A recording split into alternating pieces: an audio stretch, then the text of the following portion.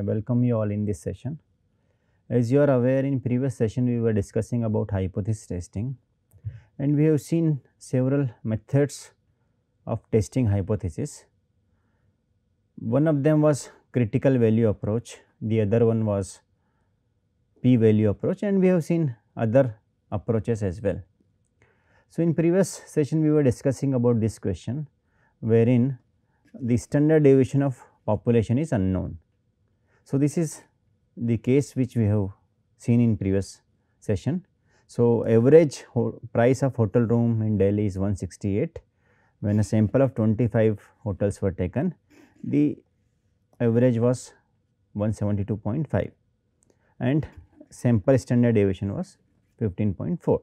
So, we tested this hypothesis at alpha is equal to 0.05 and we framed null hypothesis as that the null hypothesis that the price is 168 and the alternate hypothesis is not 168, is not it. So, this is what we have framed in previous session and this is how we worked out this example.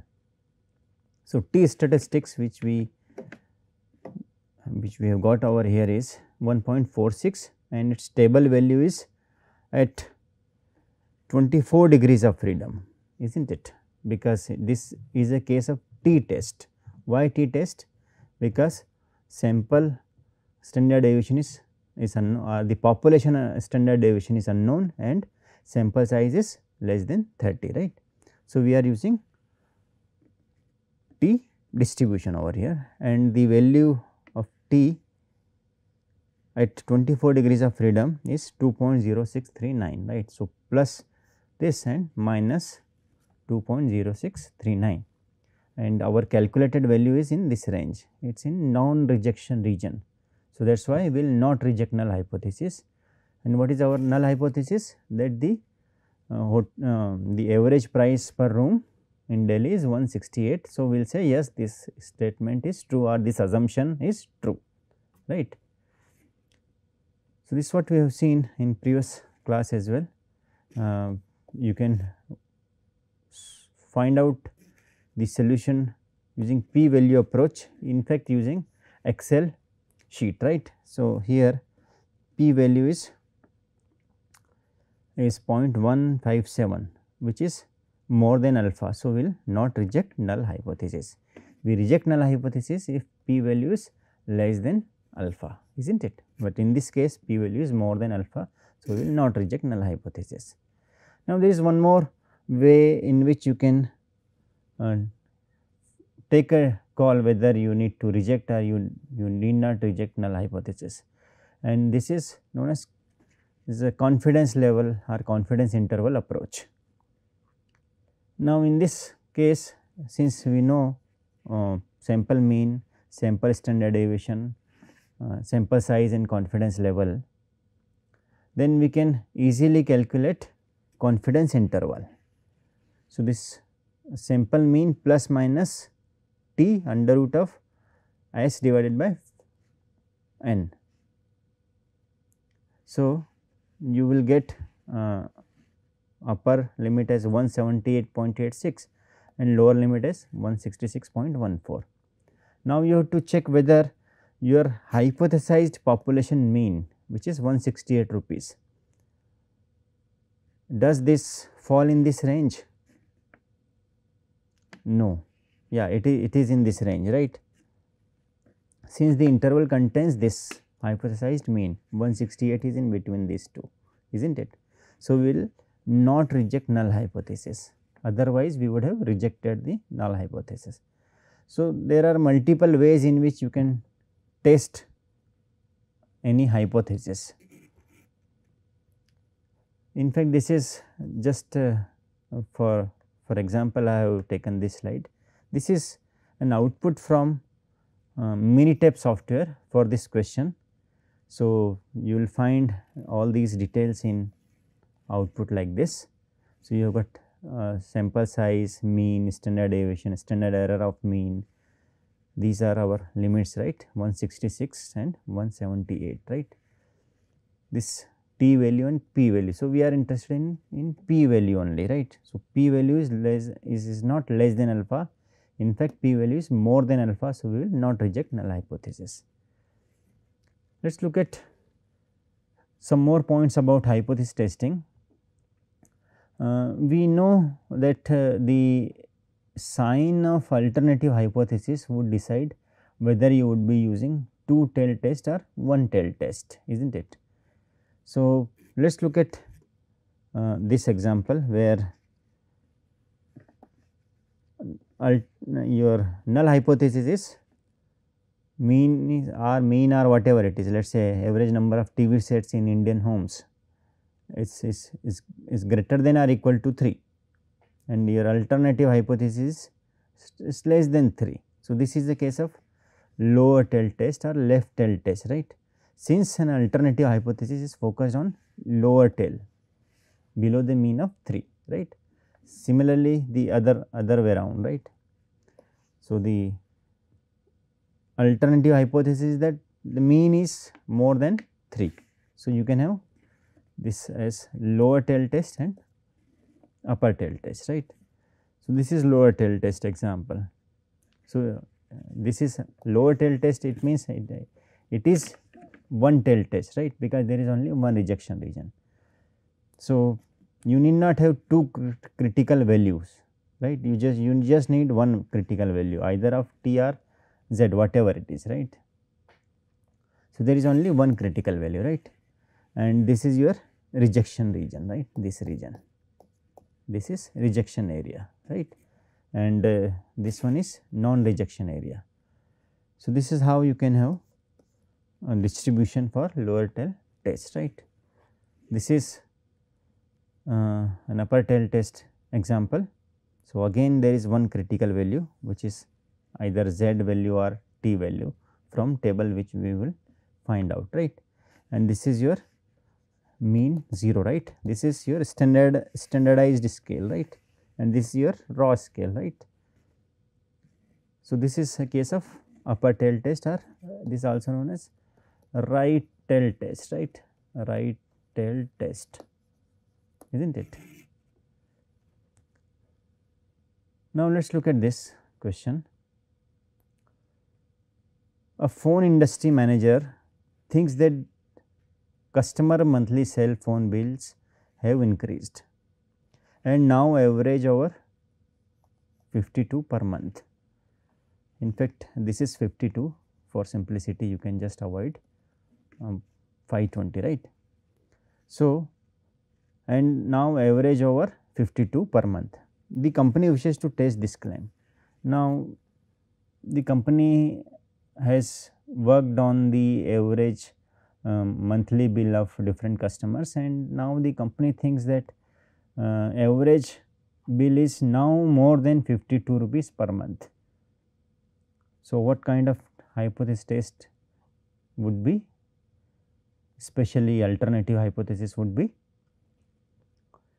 So, this is a case wherein a null hypothesis is that the average or the monthly cell phone bill is 52 rupees, or alternative hypothesis it is more than 52 rupees, right, because it is written in the question itself. What is the question? A phone industry manager thinks that customer monthly cell phone bills have increased, isn't it. So, this is this point will give you an idea about whether alternative sign would be greater than or less than, right. So, this is a case of an upper tail test or right tail test, right. So, in fact, you can all these values are 52, right, you can just skip for calculation purpose, right. So, this 552 rupees, right. So, you have got alternative and null hypothesis. In fact, you can refine your null hypothesis, because in the question what we have said that the company is trying to find out whether the average cell phone bill is more than 52 or not, or it has gone up beyond 52 or not. So, though there is a possibility that the monthly phone bills would have gone down, but since as I said, hypothesis is something which a researcher is trying to prove. So, so here the manager of the company or any other person is trying to prove his alternative hypothesis. So, he is testing whether monthly bill has gone up or not. So, there is no need of in fact writing less than over here. In fact, if you had written like this, let us say H naught is equal to 52, that is also equally correct, right. But there is nothing wrong in writing less than or equal to type. So, this is a case of one tail test, an upper tail test or right tail test. So, alpha value is given, it is 0.10, right. So, this is your rejection region and this is your alpha 0.10. So, this is 0.90, right. This entire region is 0.90. Okay. Sample size is 25. So, we need to calculate its t statistics, t value, and t value is 1.318. This is table value, right. Okay. So, since this is a case of t test and one tail test, so you need to look the value of t under 0.90 column. So, this 0.90 column is this, right, and at what degrees of freedom? 24, is not it. So, this is the value, this is 1.317, right. So, this is the point you need to keep in mind, that this is a case of one tail test and alpha is 0.10. So, you need to look at under column 0.90, right. Okay. So, t value from table is 1.3178, right, and what is our calculated value? Calculated value is this. Since we know that the mean is, sample mean is 53.1 and standard deviation is 10, right. These are of sample, right, not of population, right. So, you can easily find out the t statistics over here, which is 0.55. Now, you need to compare this 0.55 with critical value, right, with this value, right. Now, if you look at this question, now this is what is your calculated value here, is not it. So, is this in rejection region or non-rejection region? So, the calculated t value is in non-rejection region. So, we will not reject null hypothesis. We will not reject null hypothesis, and what was our null hypothesis? That the monthly cell phone bill is 52 rupees and we are not rejecting this, right. It means monthly cell phone bill is still 52 rupees, it has not increased, right. So, this is how you can conclude this particular question, right. Now, you can solve this same question using p value approach as well. We have seen this kind of example earlier as well. So, let us look at the Excel sheet calculation for this question. So, mean your null hypothesis this, alpha is 0.10, sample size n is given, sample mean is there, x bar n alpha, is not it. This is your null hypothesis, is not it. This is your sample standard deviation S, right. So, just calculate first of all sample standard error of mean, then degrees of freedom and t statistics by just writing this particular formula, right, in Excel, right. So, this 0.55 and then you can easily calculate p value, right. So, p is 0.29, alpha is 0.10, p is 0.2937. Is alpha, is p less than alpha? No. So, we will not reject null hypothesis. So, do not reject null hypothesis. So, the same question you can solve using Excel sheet as well, right. Let us look at this particular question. Given a sample mean of 83, so this sample mean, right, x bar is 83, sample standard deviation is 12.5 and sample size of 22. Test the hypothesis that the value of population mean is 70 against an alternative that it is more than 70. What we have to test? The population mean is 70 against the alternative that it is more than 70. Use alpha is equal to 0.025. So, what kind of question is this? So, you should go step by step. So, the first is you need to frame null hypothesis and alternative hypothesis, and you need to correctly formulate these two hypotheses, then only you can take correct decision. So, what would be the null hypothesis? This is a case wherein you have got null hypothesis as population mean is 70, right. So, null hypothesis that mean is equal to 70 and it is now the alternative that it is now more than 70. So, H1 is more than 70, is not it. So, this is a case of an upper tail test, is not it, because the sign is greater than type here. So, this is an upper tail test like this, is not it. This is your rejection region. What about would you be applying T test or Z test?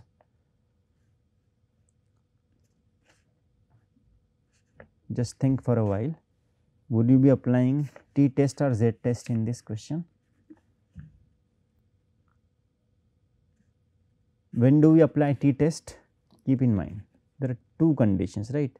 First is when sample size is 30 or less than 30 and when standard deviation of population is unknown. These are the conditions for applying T test. In all other situations we apply Z test, right. So, here you have been given sample standard deviation. So, population standard deviation is unknown, sample size is 20. So, we will be using T test over here, right. So, standard error you need to calculate this S by root n, which is 2.66. Since this is a case of an upper tail test, you would be requiring just one critical value. So, T value from table is under column 0.975. 0.975 is this, is not it. Earlier what under which column we saw the T value in previous case, it was under 0.90 column, right, because alpha was 0.10, here alpha is 0.025. Okay. So, at what degrees of freedom? At 21 degrees of freedom. Let us look at this 0.975, 22 degrees of freedom, which is this 2.079, right. Now, this is our table value, right, critical table value, and what is our calculated T value? It is 4.87, right. So, which is here in this rejection region. So, we will reject null hypothesis, is not it. What is null hypothesis? That the null hypothesis is that the population mean is 70. So, we will say that population mean is not 70, it is more than 70. Why more than 70? Because the sample mean is 83, right. So, this is how you can work out questions on one tail test. Let us look at hypothesis testing for proportions. So far we have seen population mean, population let us say variance, and let us look at hypothesis testing for population proportion. In fact, when we talk about population proportion, in fact there are two possible outcomes. So, we are interested in the characteristics of a particular phenomenon and does not possess characteristics of interest. So, you will have, let us say, probability of left handers in class is 40%, the other one would be 60%, is not it, or vice versa, right. So, fraction or proportion of the population category of interest is denoted by pi.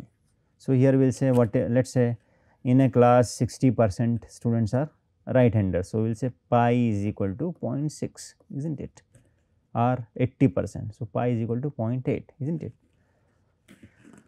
So, binomial distribution is the correct distribution for this type of proportion. So, and we also know that as we increase sample size, it appears towards normal distribution, or the distribution approaches towards normal distribution as we increase sample size. So, when you look at this proportion, we need to calculate first of all sample proportion, right. So, this x by n, number of categories of interest in the sample divided by sample size. Let us say if I say in a class of 80, 23 are lefties, right. So, what it would be 23 by 80, is not it. So, that would be p value. When both n pi and n into 1 minus pi are at least 5, p can be approximated by normal distribution with mean this and standard deviation this, right. So, this mean value and this is standard deviation of proportion, right. We have already said what is p, what is pi here, pi is population proportion, right, n is sample size. So, let us look at the formula for this, how to find out t statistics or z statistics. So, this is how you should be calculating z statistics, p minus pi divided by this nothing but standard deviation of proportion, is not it, same formula which is there in previous slide, is not it. So, p minus pi divided by standard deviation of proportion. Okay. So, this is the test statistic for proportion. Now, we will not be discussing this type of hypothesis where n pi is less than 5 or 1 minus n pi is less than 5, right. So, these are different cases. So, we will look at only this particular case. Okay. In fact, an equivalent form of the previous slide in terms of x variable is this. So, instead of p we are writing x and instead of pi we are writing n pi, right. So, in fact, this is not of much use for you, but you should be using this particular formula for solving questions. Let us say there is a manager in a company and he is claiming that 80% of employees are promotable in his company. So, we want to test whether his claim is correct or not. So, what we have done, we just took a sample of 150 employees and we found that only 70% of them are promotable. So, company wants to test at 0.05 significance level the hypothesis that 80% of the employees are promotable. So, first of all what you should do, you need to frame null hypothesis and alternative hypothesis. The first is what is null hypothesis, how to frame null hypothesis. So, what we have to test, company wants to test at this significance level, they have that 80% of the employees are promotable. So, null hypothesis is that 80% employees are promotable, right. So, P is equal to 0.8 and this is your null hypothesis, and alternative hypothesis is it is not equal to 0.8, right. So, this is a case of one tail test or two tail test. So, you need to answer couple of questions before solving this question. So, is this a case of two tail test or one tail test? Just look at this symbol carefully. So, this is not equal to type. So, this is a case of two tail test, right. So, there would be two rejection regions, right. And what about test statistics? We would be using T table or Z table. I have told you in previous question when to use T test. Here sample size is 150, right, and there is nothing like sample standard deviation. So, we will use Z test over here, right, because for applying T test we need two conditions and those conditions are not there in the question itself. So, we will use Z test, right. So, P is 0.8 or you can call it even pi as well, right. So, pi is equal to 0.8, this is 1 minus pi 0.2 and this P bar, right, is sample proportion, right, this Q bar, right. So, since you know P and P bar or pi and P bar, you can easily calculate Q and Q bar, right.